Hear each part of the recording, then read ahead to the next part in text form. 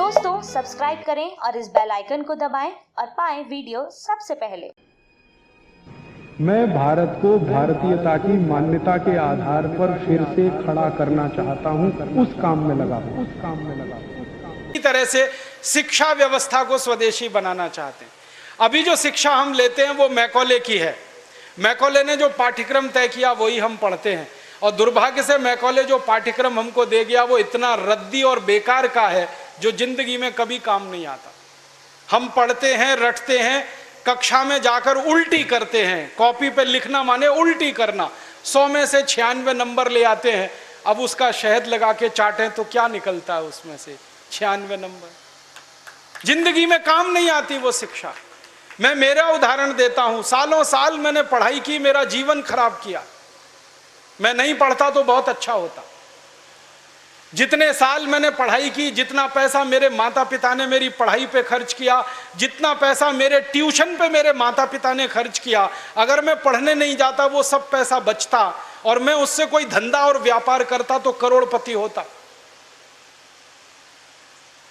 क्या पढ़ाई हुई है मेरी?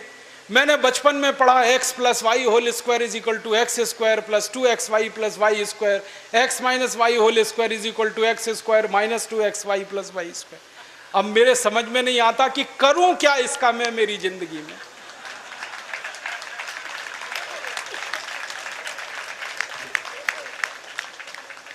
मेरे गणित के प्रोफेसर ने मुझको पढ़ाया, मैंने रटा, रट रट के दिमाग खराब किया, घंटों घंटों बर्बाद किए, किलो किलो कागज मैंने लिख लिख के खराब किए, और वो मेरी जिंदगी में आज तक काम नहीं आया। x + y होल स्क्वायर क्या करूं मुझे मालूम ही नहीं। मेरे गणित के प्रोफेसर को एक दिन मैंने कहा कि आपने मुझे ये क्यों पढ़ाया x + y होल स्क्वायर, मेरी जिंदगी में तो काम नहीं आया। तो मेरे गणित के प्रोफेसर कहते हैं, यार काम तो मेरे भी नहीं आया, मुझको किसी ने पढ़ाया, मैंने तुमको पढ़ाया। ये भेड़िया धसान क्यों चला रहे हो इस देश में? जो काम नहीं आता वो क्यों पढ़ा रहे हो इस देश के बच्चों को?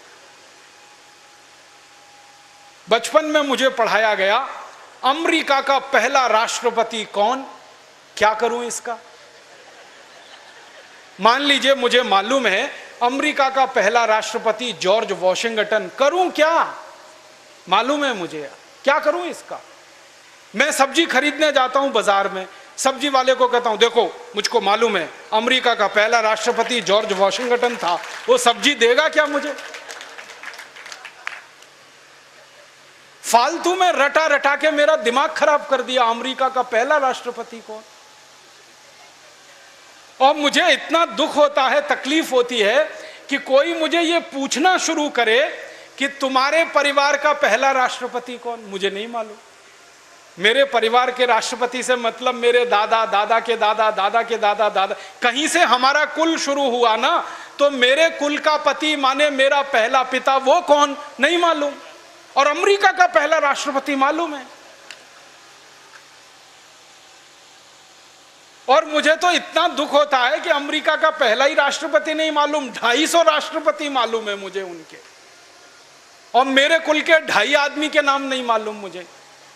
मेरे पिताजी का नाम मालूम है, उनके पिताजी का, उसके आगे बढ़ता हूं तो सब ब्लैंक हो जाता है, याद ही नहीं मुझे। क्या करना है ऐसी शिक्षा से? काम की क्या है ये? बचपन में मुझको पढ़ाया कनाडा का क्लाइमेट कैसा, कनाडा का, भारत का नहीं, कनाडा का।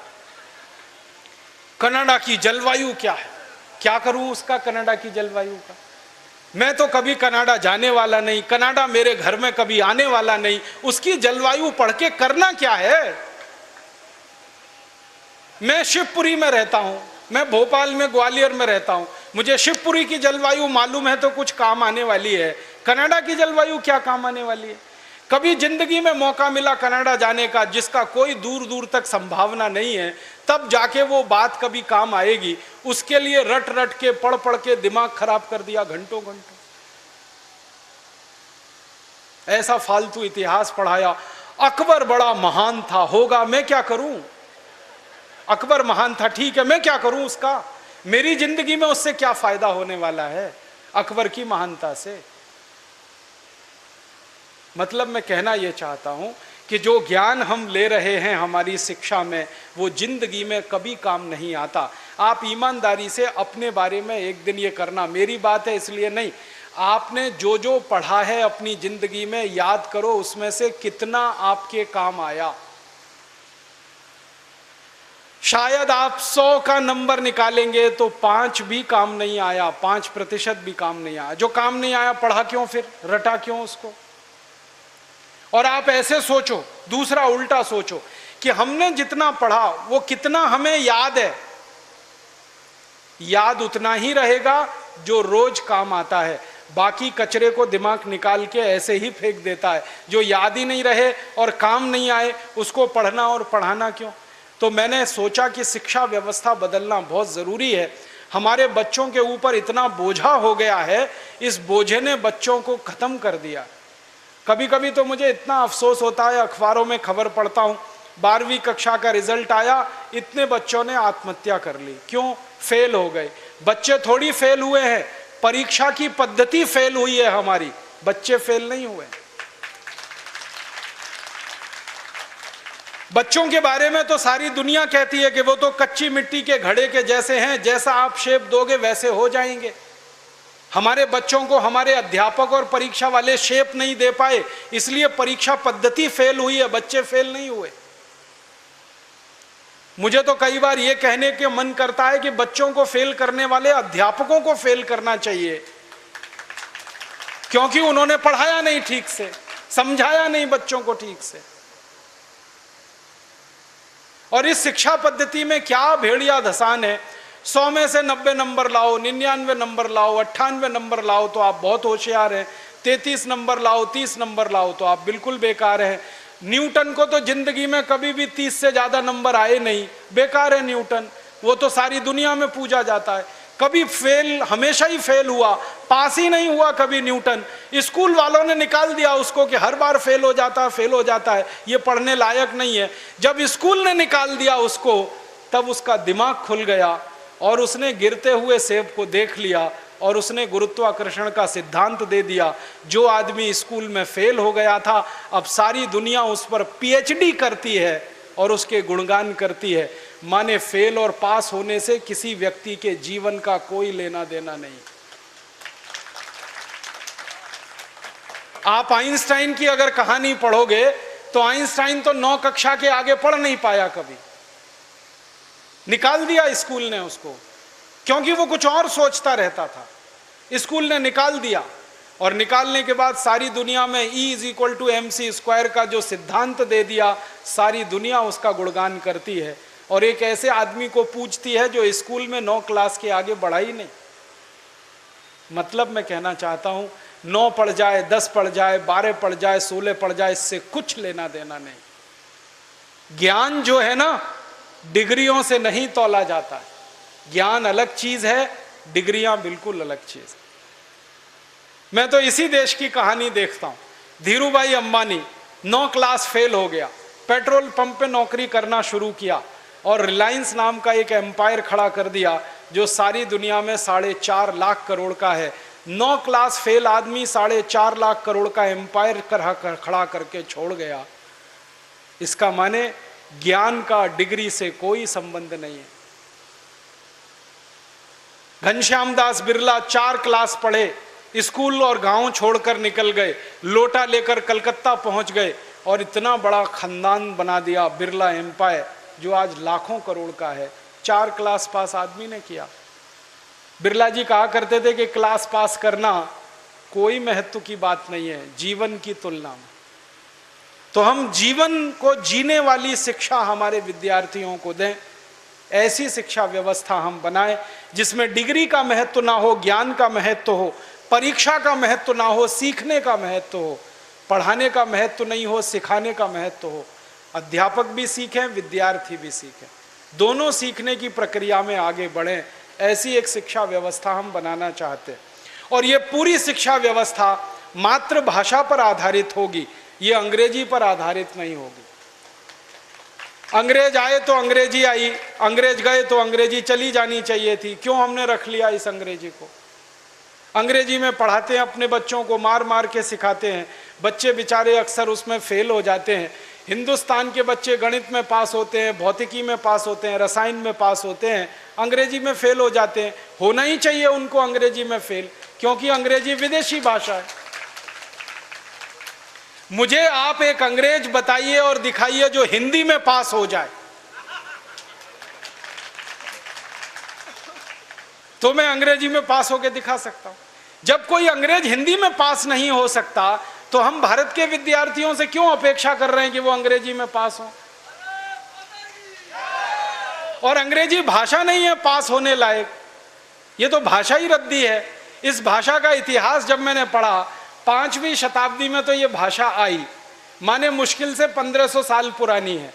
हमारी भाषा तो करोड़ों साल पुरानी है। संस्कृत, हिंदी, मराठी, तमिल, तेलुगु, कन्नड़, मलयालम, ये तो 1500 साल पुरानी है। और दुनिया की सबसे रद्दी भाषा है अंग्रेजी, जिसकी कोई अपनी व्याकरण नहीं है जो शुद्ध हो और ठीक हो। आपको एक उदाहरण देता हूं। अंग्रेजी में एक शब्द है PUT, पुट। BUT तो PUT पट होना चाहिए। CUT कट, BUT बट तो PUT पट। अगर PUT पुट तो CUT कुट, BUT बुट, यही होना चाहिए ना। क्या मूर्ख लोगों की भाषा है, ग्रामर ही नहीं है। और परम मूर्खता की भाषा ये अंग्रेजी। एक शब्द है अंग्रेजी में, उसमें कहते हैं केमिस्ट्री, CHEMISTRY, केमिस्ट्री। तो यहां पे CH जो है ना का हो गया, ठीक है। तो केमिस्ट्री में CH का हो गया, तो चोपड़ा में कोपड़ा होना चाहिए। CHOPARA है ना, उसको चोपड़ा क्यों कहते हैं, कोपड़ा कहो। और CHOPARA को चोपड़ा कह रहे हो तो CHEMISTRY को केमिस्ट्री कहो। फिर एक जगह CH का है, एक जगह CH चा है, कुछ समझ में नहीं आता क्या इनका हिसाब किताब है। मूर्खों की भाषा है ये अंग्रेजी। और इस भाषा की कितनी बड़ी कमजोरी है। अंग्रेजी में एक शब्द है SUN, माने सन, माने सूरज। अब किसी भी अंग्रेज माई के लाल को मेरी चुनौती है कि इसका दूसरा शब्द अंग्रेजी में से निकाल के लाए। SUN का पर्यायवाची है ही नहीं, लाएंगे कहां से? पूरी अंग्रेजी में सन का पर्यायवाची नहीं है, माने दूसरा शब्द नहीं है जो सूर्य को बता सके। अब हम संस्कृत की बात करें, सूर्य एक शब्द है। दिनकर, दिवाकर, रवि, भास्कर, मार्तंड, 84 शब्द हैं हमारे पास संस्कृत में। अंग्रेजी में एक ही है।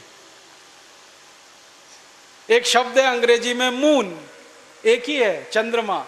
और हम संस्कृत में 56 शब्द हैं चंद्रमा के लिए। अंग्रेजी का एक शब्द है वाटर, माने पानी, वो अकेला एक ही है।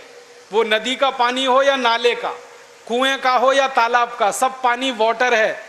और यहां भारत में हर पानी के लिए अलग शब्द है। बारिश का पानी अलग, समुद्र का पानी अलग, नदी का पानी अलग, तालाब का अलग, सरोवर का अलग, नाले का पानी अलग, कीचड़ का पानी अलग, सब पानी के लिए अलग अलग शब्द है। अंग्रेजी में एक ही है, वाटर। बहुत गरीब भाषा है अंग्रेजी, शब्द ही नहीं है उनके पास। कितने गरीब हैं, चाचा भी अंकल, मामा भी अंकल, मौसा भी अंकल, फूफा भी अंकल, फूफा का फूफा भी अंकल, मौसा का मौसा भी अंकल, कोई शब्द ही नहीं है अंकल के अलावा।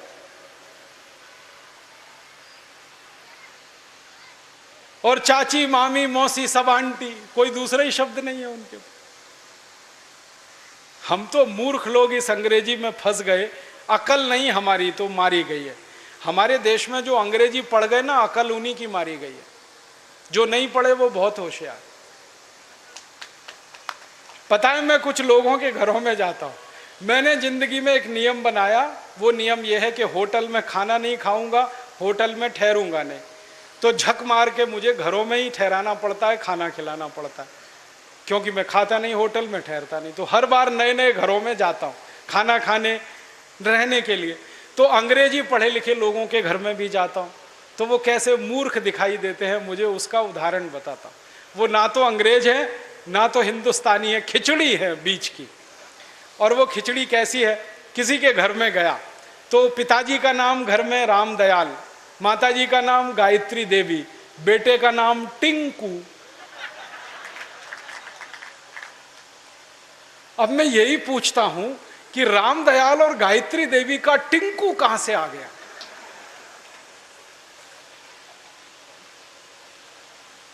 फिर मैं उनको पूछता हूं आपको मालूम है टिंकू का अर्थ क्या है?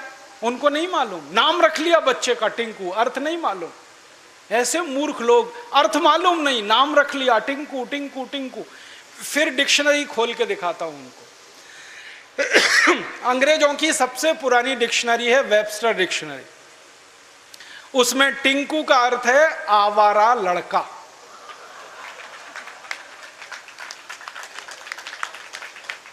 जो लड़का बाप की ना सुने, मां की ना सुने, वो टिंकू है।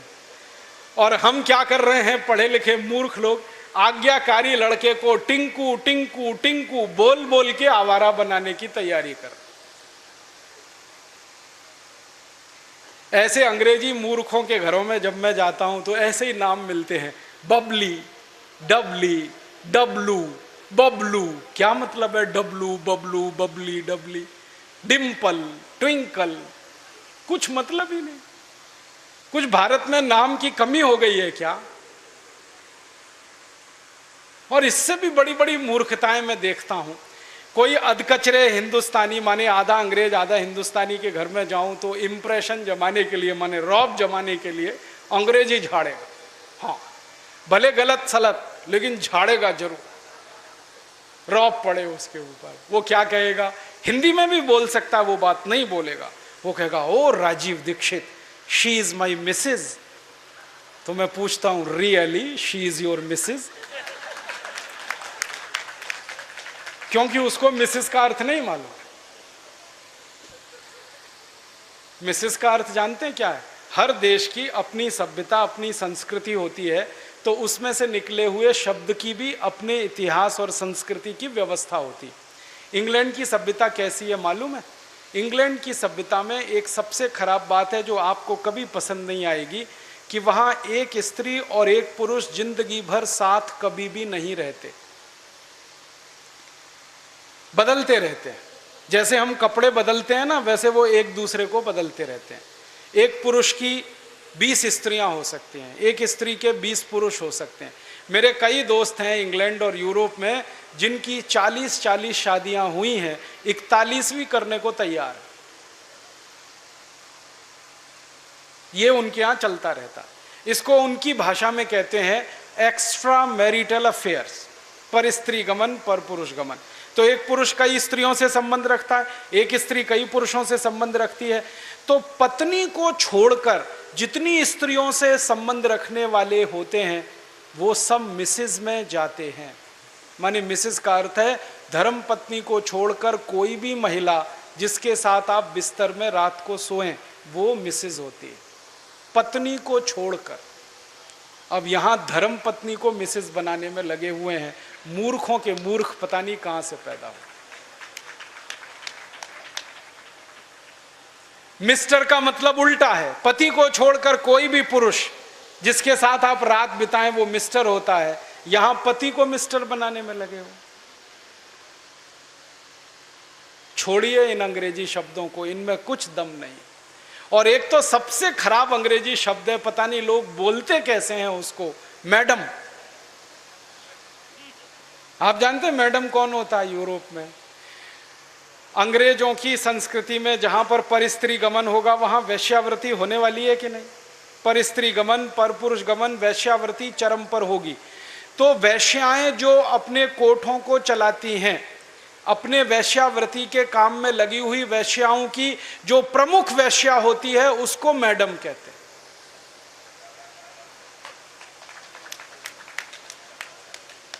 और यहां हिंदुस्तान में अपनी बहनों को मैडम कह देते हैं। ऐसे मूर्ख लोग मैंने इस देश में देखे हैं।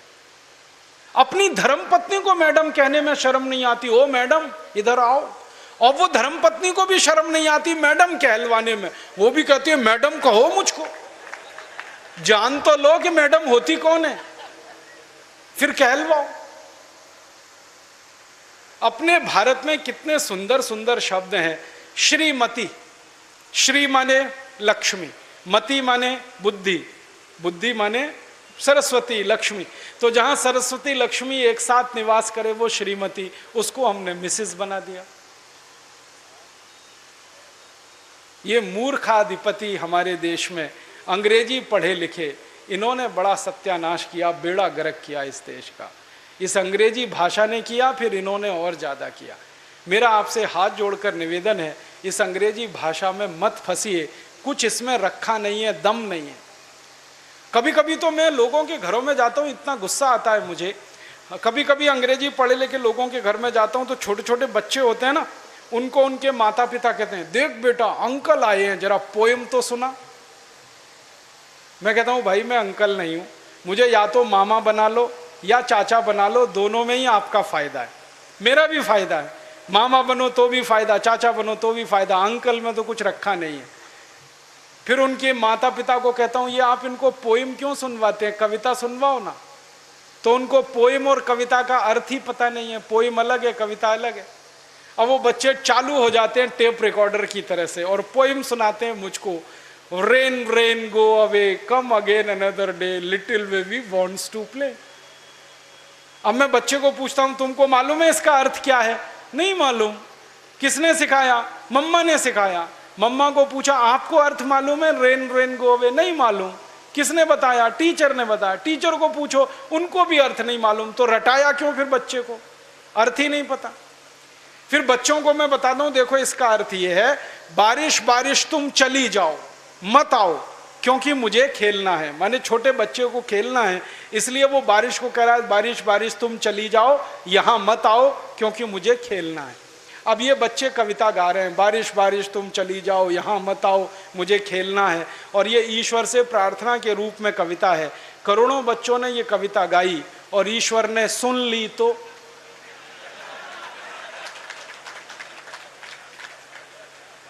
बारिश को वापस बुला लिया। तो क्या होने वाला है? बारिश नहीं होगी। बारिश नहीं होगी तो सूखा पड़ेगा। सूखा पड़ेगा तो आप भी भूखे मरेंगे, मैं भी मरूंगा, किसान भी मरेंगे।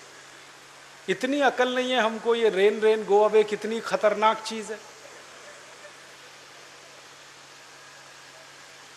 हमारे भारत में 60% खेती बारिश पर होती है, 40% खेत में ही सिंचाई की व्यवस्था है। जब 60% खेती बारिश पर हो तो बारिश ज्यादा होनी चाहिए इस देश में। ऐसी कविताएं हम बच्चों को क्यों नहीं सिखाते? लेकिन वो कविताएं मातृभाषा में हो सकती हैं, अंग्रेजी में नहीं हो सकते। मैं एक मराठी मातृभाषा की कविता सुनाता हूं आपको, अर्थ बहुत सीधा है उसका। वो कविता है, ये रे पाऊसा तुला देतो पैसा, पैसा झाला खोटा, पाऊस आला मोठा। ये रे माने आओ आओ, जल्दी जल्दी बारिश तुम आओ। पाऊसा माने बारिश। मराठी में कह रहे हैं, बारिश बारिश तुम जल्दी जल्दी आओ, नहीं आओ तो मैं पैसा देने को तैयार हूं, तुम आ जाओ, क्योंकि मुझे बारिश की जरूरत है, क्योंकि खेत को पानी की जरूरत है, क्योंकि 60% खेती बारिश पर आधारित है। तो भारतीय कविता बारिश को बुलाने वाली होती है और अंग्रेजी कविता बारिश को भगाने वाली होती है। क्योंकि इंग्लैंड में मौसम खराब रहता है, कभी भी बारिश आती है, इसलिए वहां के बच्चे कहते हैं रेन रेन गो अवे, क्योंकि बारिश का कोई भरोसा नहीं। दोस्तों, सबसे पहले तो चैनल सब्सक्राइब करें, फिर लाइक, कमेंट और शेयर करें, और हाँ, हमारा एंड्रॉयड ऐप डाउनलोड करना ना भूलें।